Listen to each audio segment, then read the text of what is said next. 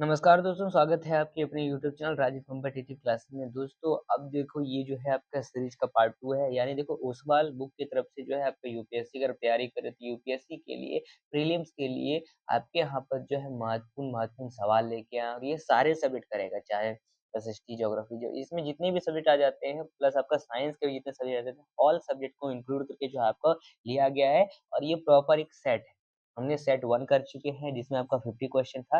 अब यहाँ 50 क्वेश्चन से सेकंड पार्ट इसका लेके आ रहे हैं और ये क्लासेस जो है आपका इम्पोर्टेंट रहेगा। तो आइए स्टार्ट करते हैं बिना समय गवाए। अगर आप हिंदी इंग्लिश मीडियम दोनों के छात्र हो तो आपके लिए रहेगा इम्पोर्टेंट। आपका सवाल 50 नंबर से, ठीक है, हालांकि 50 नंबर को कर चुके हैं, हम 51 से करेंगे। आपका 50 नंबर आप अगर जो पहले वाला पार्ट है उसको नहीं देखते तो देख लीजिए, लिंक डिस्क्रिप्शन में दिया हुआ है। कहता है artificial way of causing rainfall to reduce air pollution makes use of. ये देखो मिसलेनियस सवाल है। कहता है कि वायु प्रदूषण को कम करने के लिए कृत्रिम तरीके से वर्षा कराने में किसका उपयोग किया जाता है? आंसर इसका क्या होना चाहिए? 51 का आंसर होना चाहिए A number, a silver iodide and potassium iodide. ठीक है, सिल्वर आयोडाइड और पोटेशियम आयोडाइड का।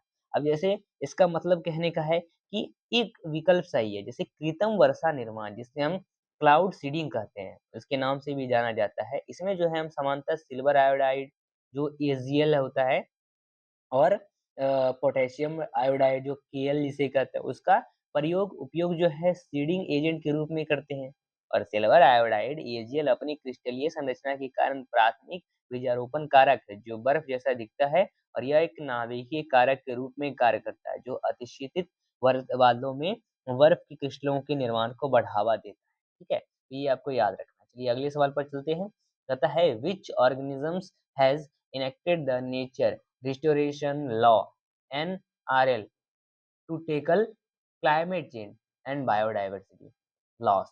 तो 52 का राइट आंसर क्या होना चाहिए? मतलब इसका सवाल क्या कहता है कि किस संगठन ने जलवायु परिवर्तन और जैव विविधता हानि से निपटने के लिए प्राकृतिक बहाली कानून एनआरएल लागू किया? तो 52 का राइट आंसर जो होगा वो होगा आपका ए नंबर, दी यूरोपियन यूनियन के द्वारा। यूरोपियन यूनियन के द्वारा ये किया गया था। ठीक है, यूरोपियन यूनियन के द्वारा ये किया गया था। अब इसका कहने का मतलब क्या है? इसका कहने का तात्पर्य क्या है?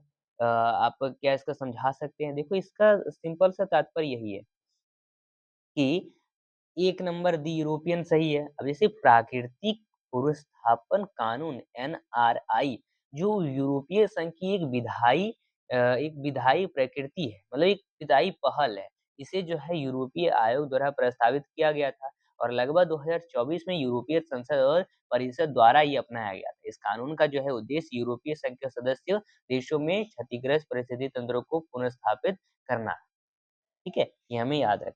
अगला सवाल, consider the following statement, miscellaneous सवाल है। यहाँ पर जितने भी सवाल दिए गए इन सभी को हमको एक परखने को कह रहा है, विचार करने को कह रहा है। जैसे इथेनॉल है, नाइट्रोग्लाइरोसिन है, वही यूरिया है। So coal gasification technology can be used in the production of how many of them. मतलब इसका क्या है कि निम्नलिखित कथनों पर विचार करने के पदार्थों पर विचार करने को कहता है। और यहाँ पर एक जो कोल जो गैसीकरण है उसका प्रौद्योगिकी का उपयोग किया जा सकता है, उनमें से कितना का उत्पादन होता है?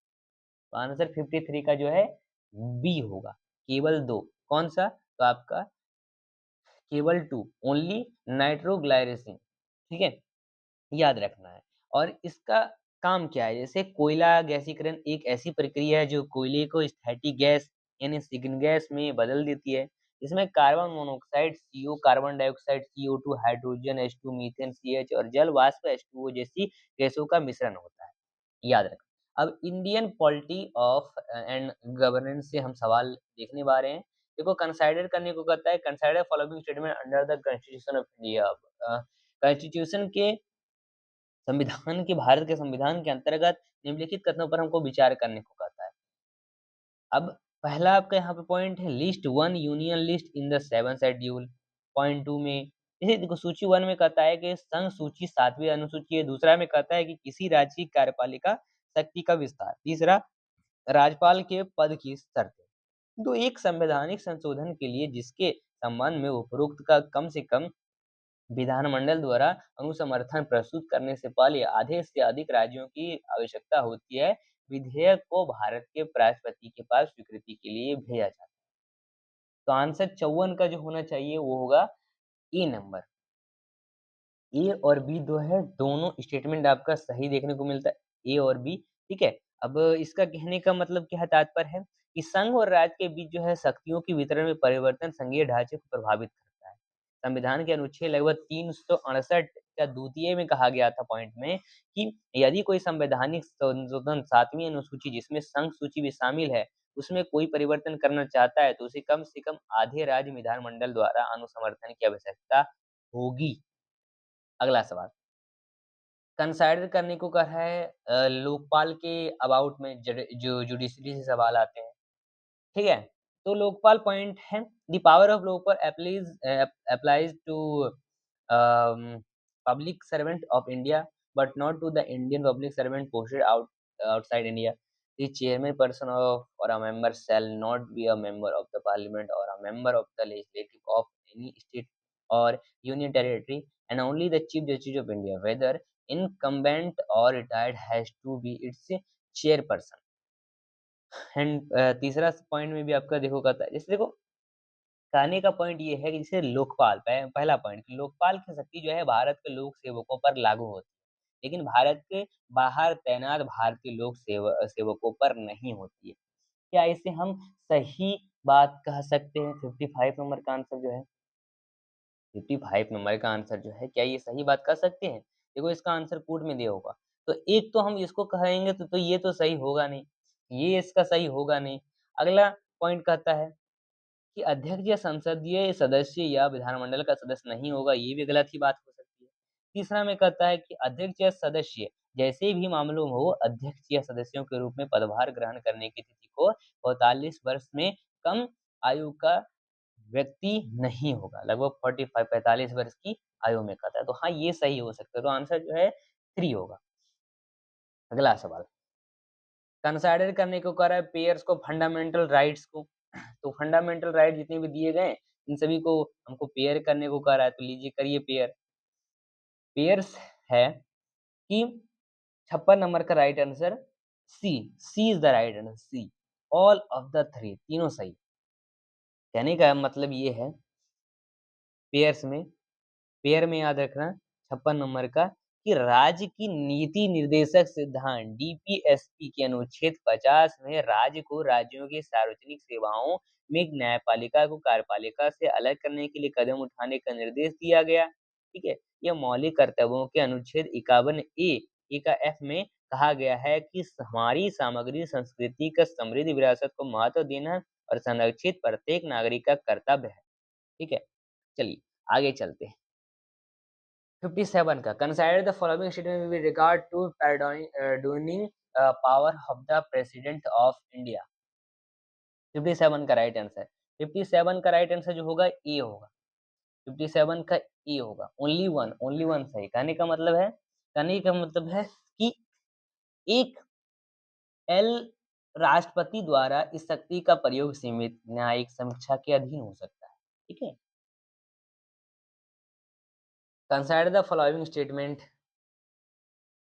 in any question arises as to whether a member of the House of the People has become subject to disqualification under the 10th schedule, the President decisions in accordance with the opinion of the Council of Union Ministers shall be final। 58 का right answer क्या होना चाहिए? So in any question arise to the whether of a member of the House of the People has become subject to disqualification under the 10th schedule, the president decision according with the opinion of the Council of Ministers shall be final। और दूसरा point कहता है कि there is no mention of the word political party in the constitution of India. 58 का right answer, 58 का right answer है कि ऐसे यदि कोई प्रश्न उठाता है कि क्या सदस्य लोकसभा को 10वीं अनुसूची के अंतर्गत अयोग्यता के अधीन हो गया, राष्ट्रपति का निर्णय लोकसभा की राय के अनुसार होगा और केंद्रीय परिषद का निर्णय अंतिम होगा। इनमें से जो राजनीतिक दल है वो शब्द का कोई उल्लेख नहीं है, ये भारत के संविधान कहा गया। क्या ऐसा सही हो सकता है? आंसर 58 का जो है वो आपका क्या होना चाहिए? आंसर ए होगा। Only one correct, only one correct, ठीक है? 57 का आंसर 58 का आंसर ओनली वन करेक्ट है। जैसे संविधान की 10वीं अनुसूची दल-बदल विरोधी कानून में कहा गया है कि यदि किसी सदन के किसी सदस्य के अयोग्य होने के संबंध में कोई प्रश्न उठता है, तो उस सदन के सभापति राज्यसभा के लिए या अध्यक्ष लोकसभा के लिए निर्णय अंतिम होगा, उनका निर्णय अंतिम होगा। और इस निर्णय में राष्ट्रपति की कोई भूमिका नहीं होती है, ये हमें याद रखना। अगला पॉइंट, कंसाइडर करने को कह रहा है यूनियन लेजिस्लेचर्स के लिए सवाल है। On the dissolution of the house of the people, the speaker shall not vacate his her office until the immediately before the first meeting of the house of the people after the dissolution। 59 का answer क्या होना चाहिए? और वही भी दूसरा point देखो, according to the provision of the constitution of India, a member of the house of the people on being elect as a speaker shall resign from his her political party immediately. The speaker of the house of the people may be removed from his her office by a resolution of the house of the people passed by a majority of all the then member of the house, provided that no resolution shall be moved unless at least 14 days notice has given of the intention to move the resolution। यानी लोकसभा के विघटन पर अध्यक्ष विघटन के पश्चात लोकसभा की प्रथम बैठक से ठीक पहले तक अपना पद रिक्त नहीं करेगा। दूसरा पॉइंट, भारतीय संविधान के प्रावधान के अनुसार लोकसभा का कोई सदस्य अध्यक्ष चुने जाने पर अपने राजनीतिक दल से तत्काल त्यागपत्र दे देगा और लोकसभा के अध्यक्ष को लोकसभा के तत्कालीन सभी सदस्यों के बहुमत से पारित संकल्प द्वारा उसके पद से हटाया जा सकता है। बरसते की कोई भी संकल्प तब तक प्रस्तुत नहीं किया जाएगा जब तक कि प्रस्ताव प्रस्तुत करने के आशय की कम से कम 14 दिन पहले सूचना ना दी गई। तो आंसर जो है 59 का राइट आंसर क्या होना चाहिए? 59 का राइट आंसर जो होगा वो होगा सी नंबर। 1 और 2 दोनों सही है, 1 और 2 दोनों सही है यहाँ पर कहा जाए। चलिए अगले सवाल पर चलते हैं। अगला सवाल हमारा किसका रहेगा? 59 तक तो हमने कर लिया है, तो हम अगले सवाल पर चलेंगे 60 नंबर के सवाल पर, 60 नंबर के सवाल पर।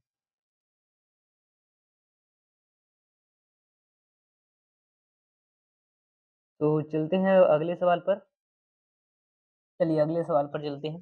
कहता है with reference to the Indian polity consider the following statement. पहला है जैसे an ordinance can amend any central act. दूसरा, an ordinance can abridge a fundamental right and ordinance can come into effect from a back date. यानी कहने का मतलब है कि जैसे कथनों पर विचार करने का था पॉइंट 1 कि अध्यादेश किसी भी मौलिक अधिकार का अधिनियम संशोधित कर सकता है। ठीक है? अध्यादेश जो है किसी मौलिक अधिकार को कम कर सकता है, कोई अध्यादेश पिछली तारीख से प्रभावित हो सकता है। तो फिर उनमें से कौन-सा कथन सत्य है? 60 का राइट आंसर जो होगा डी नंबर होगा। आंसर जो है डी होगा। 1, 2, 3 तीनों सही।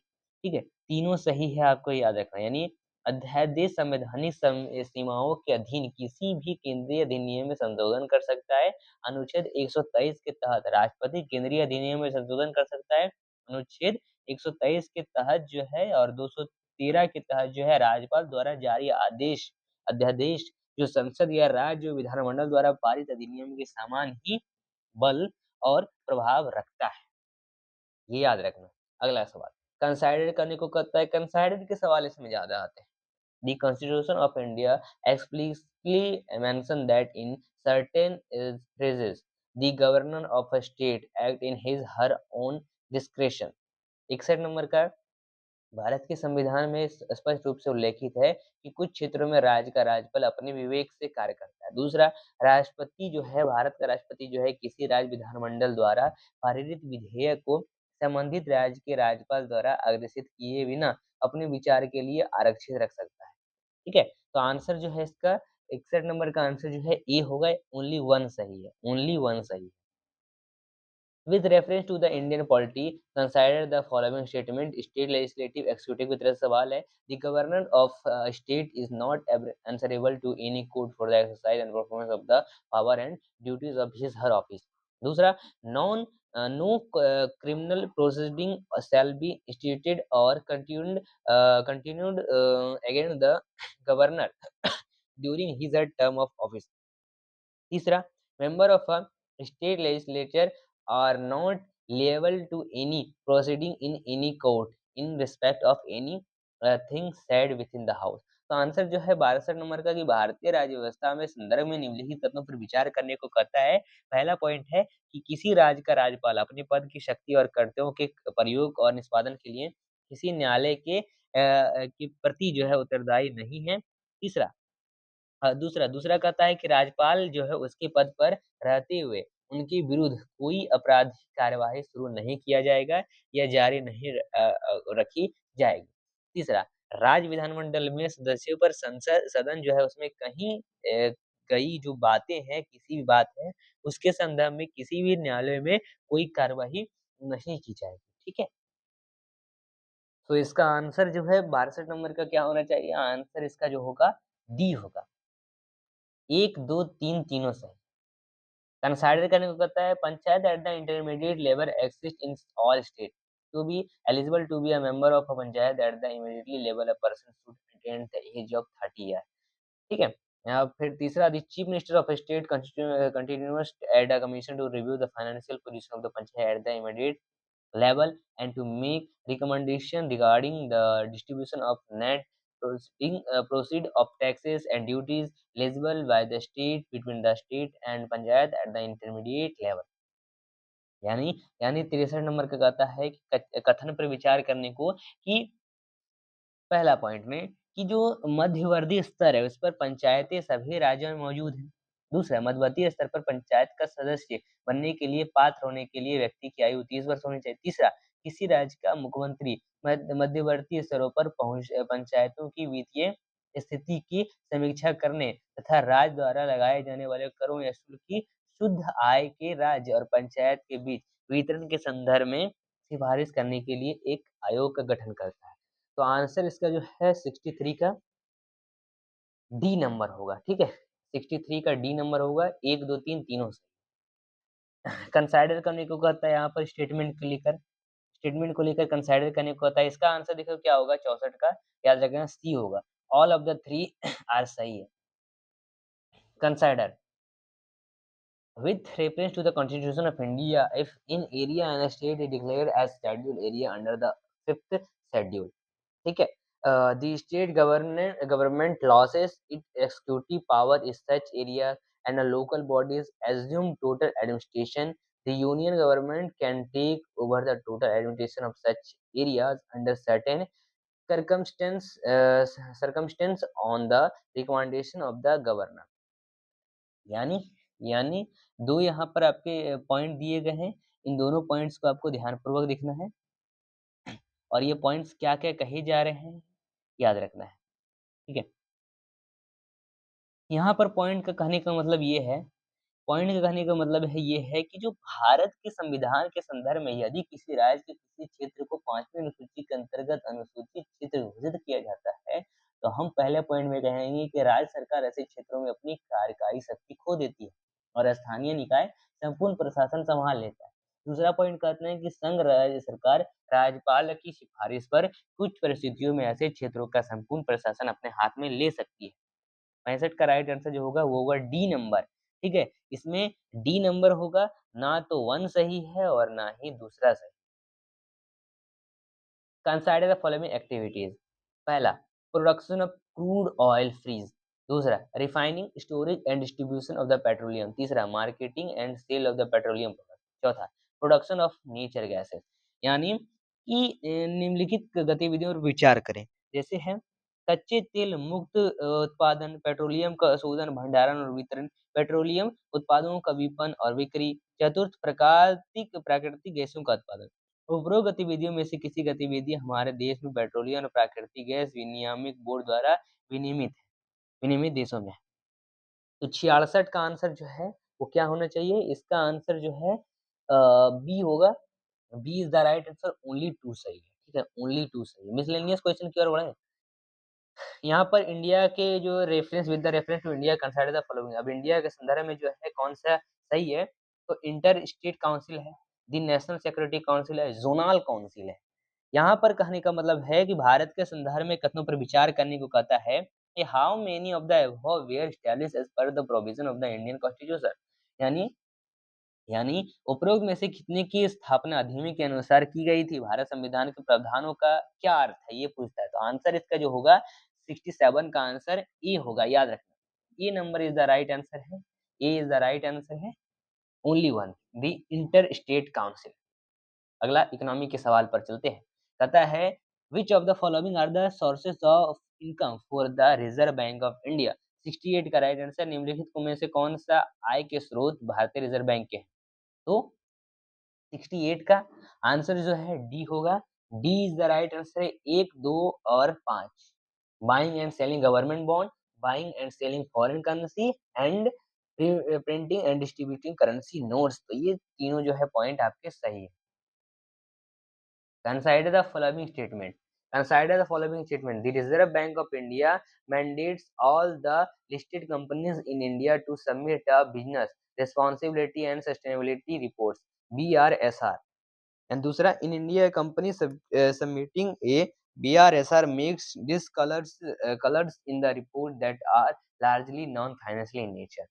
69 का निम्नलिखित कथनों पर विचार कीजिए।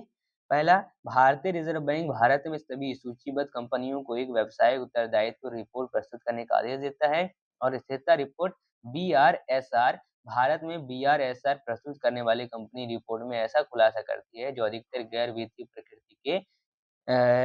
प्रकृति के होते हैं। ठीक है, तो 69 का आंसर जो होगा वो होगा बी, दो ओनली सही है, दूसरे नंबर पॉइंट का ओनली सही बताता है। 70 नंबर के सवाल पर चलते हैं।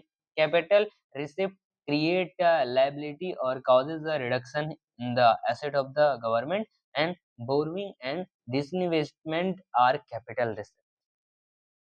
यानी कि पूंजीगत प्रातियों देयताओं उत्पन्न करती है या कमी का कारण बनती है सरकार की परिसंपत्तियों में, और उधार और विनिवेश पूंजीगत प्राप्तियां हैं। और तीसरा, interest received on loan creates the liability of the government. ऋण पर प्राप्त ब्याज भारत की देनदारी बनता है। तो आंसर जो है इसका 70 नंबर का राइट आंसर क्या होना चाहिए, 70 का राइट आंसर ए होगा, ओनली 1 और 2 सही, ओनली 1 और 2 सही है। Suppose the revenue expenditure is 80 degree मतलब ये 80,000 crores and the revenue received of the government are 60,000 crores. The government budget also shows borrowing of 10,000 crores and interest payment of 6,000 crores. Which of the following statement are correct? Physical polity का सवाल है, यानी कहने का मतलब है कि मान लीजिए कि सरकार का राजस्व व्यय लगभग 80 करोड़ रुपए है और राजस्व प्राप्तियां 60,000 करोड़ रुपए है। तो भारतीय बजट में 10,000 करोड़ की उधारी और 6,000 करोड़ का ब्याज भुगतान भी दर्शाया गया है। निम्नलिखित कथन में से कौन सा सत्य है, कथन सही है, ये पूछता है। तो आंसर जो है 71 का डी होगा, 1, 2, 3 तीनों सही है।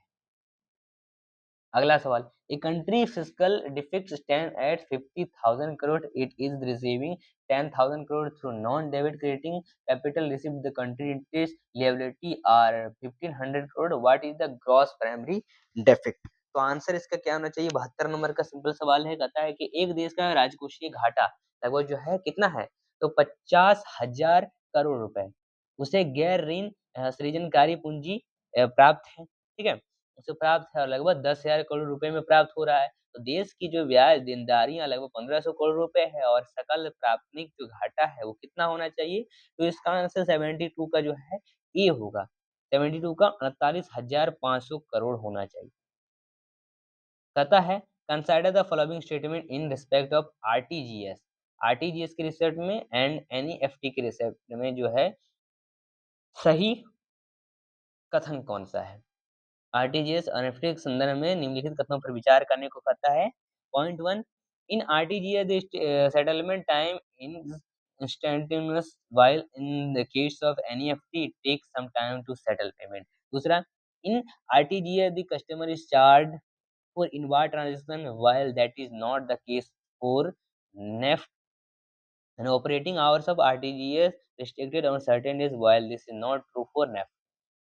यानी आरटीजीएस में निपटान समय तात्कालिक होता है, जबकि एनएफटी के मामले में भुगतान निपटान में कुछ समय लगता है। आरटीजीएस में ग्राहक के अवाक लेन-देन के लिए शुल्क लाया जा सकता है और लिया जाता है, और जबकि एनएफटी के मामले में ऐसा नहीं है। आरटीजीएस के संचालन समय को कुछ दिनों के लिए प्रतिबंधित किया गया है, जबकि एनएफटी के लिए यह सच नहीं है। तो 73 नंबर का जो है आंसर ए होगा, केवल एक सही है।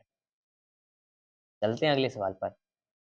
With reference to invest consider the following, यहाँ पर कंसाइडर करने को रहा है स्टेटमेंट को लेकर, ये इन्वेस्टमेंट को लेकर बॉन्ड है, हेज फंड है, स्टॉक है, वेंचर कैपिटल है। तो how many of the above are treated as alternative investment fund, यानी निवेश के संदर्भ में निम्नलिखित में से विचार करने को कहता है। आंसर जो है 74 का क्या होना चाहिए, बी होना चाहिए। ओनली जो है 4 सही है, वेंचर कैपिटल सही है।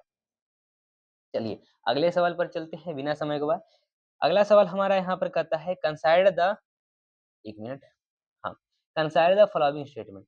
Statement 1, as regards return from investment in a company, generally bondholder are considered to be relatively at lower risk than stockholder। तो 75 का ये पॉइंट ये रहा। दूसरा point, bond holder are lenders to a company where stock holder are its owner. Point 3, for repayment purpose bond holder are prioritised over stock holder by company. तो 75 का क्या answer होना चाहिए, हमको याद रखना है। किसी कंपनी में निवेश से प्राप्त रिटर्न के संबंध में आमतौर पर वाहन धारकों को स्टॉक धारक की तुलना में अपेक्षाकृत कम जोखिम माना जा गया है।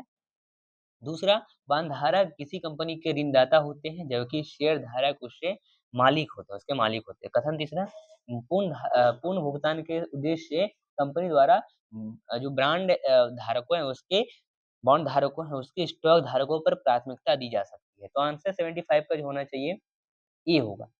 स्टेटमेंट 2 और 3 जो है दोनों करेक्ट है और सही एक्सप्लेनेशन कर रहा है ए इन दोनों का। चलिए अगले सवाल पर चलते हैं। कंसाइडर स्टेटमेंट मिसलेनियस सवाल है। India account for a very large portion of all equity option contract traders globally thus exhibiting a great boom. यानी यानी सवाल क्या है, सवाल हमारा क्या है कि इंडिया के बारे में है। इंडिया वैश्विक स्तर पर जो है कारोबारी किए जाने वाले सभी एक्टिविटी जो है विकल्प जो अनुरोध में भारत का हिस्सा बहुत बढ़ा रहा है, इस प्रकार उसमें भारी उछाल देखा जा रहा है। वही दूसरा पॉइंट कहता है India stock market has grown grown rapidly in the recent past even overtaking Hong Kong at some point of time. यानी भारत का स्तरीय बाजार शेयर बाजार जो है हाल ही में तेजी से बढ़ा है और उस एक समय में हांगकांग से भी आगे निकल गया था, याद रखना। फिर there is no regulatory body either to warn the small investors about the risk of option trading or to act on unregistered financial advisor in the regards। छोटे निवेशकों को विकल्प व्यापार के जोखिम के बारे में चेतावनी देना या इस संबंध में अपंजीकृत वित्तीय सलाहकार पर कार्रवाई करने के लिए कोई विनामी निकाय नहीं है। तो आंसर जो है 76 का आंसर क्या होना चाहिए, इसका आंसर जो है ए होगा। 1 और 2 दोनों सही है। Consider the following statement. Statement 1.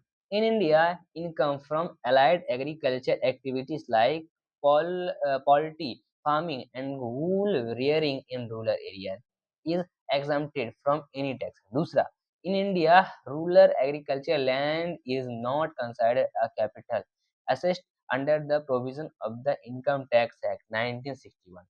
तो 77 का नंबर आंसर क्या होना चाहिए, इसका आंसर तो कथन 1 और कथन 2 दोनों सही है और कथन 2 जो है कथन 1 की व्याख्या करता है। कथन 1 और कथन 2 दोनों सही है, लेकिन कथन 2 जो है कथन 1 की व्याख्या नहीं करता। कथन ए सही है लेकिन कथन 2 सही नहीं है और कथन 1 सही नहीं है लेकिन कथन 2 सही है। ये देखो घुमा फिरा के सवाल है। आंसर 77 का आंसर सिंपल सा डी होगा। कथन 1 सही नहीं है लेकिन कथन दूसरा सही। चलें अगले सवाल पर। Consider the following statement about turmeric during the year जो है लगभग कंसाइडर का टर्मरिक हल्दी के बारे में जो है सही कथन पूछ रहा है जब समय था 2022 से 23 का। पहला, India is the largest producer and exporter of the turmeric in the world. More than 30 varieties of turmeric are grown in India, Maharashtra, Telangana, Karnataka, Tamil Nadu और major turmeric producing state in India. क्या सही है? भारत में विश्व का हल्दी का सबसे बड़ा उत्पादक और निर्यातक। भारत में हल्दी की 30 से अधिक किस्में उगाई जाती है। इन सारे देशों में जो है हल्दी जो है प्रमुख उगाई जाती है। क्या सही है? 78 का आंसर डी होगा। 1, 2, 3 तीनों सही है। ठीक है? 1 मिनट, हाँ, अब चलते हैं अपने ये सवाल पर। इसमें भी कंसिडर करने को कहता है। इसका आंसर जो है संदर्भ कहता है उपरोक्त पंक्तियों में से कितने पंक्तियों में सही मिलान किया गया है? तो आंसर आंसर इसका क्या होना चाहिए? B. B is the only two. Director of Revenue Intelligence enforces the provision of Custom Act 1962 और department of revenue ministry of finance. ठीक है, चलिए अगले सवाल पर चलते हैं। अगला सवाल हमारा क्या कहता है?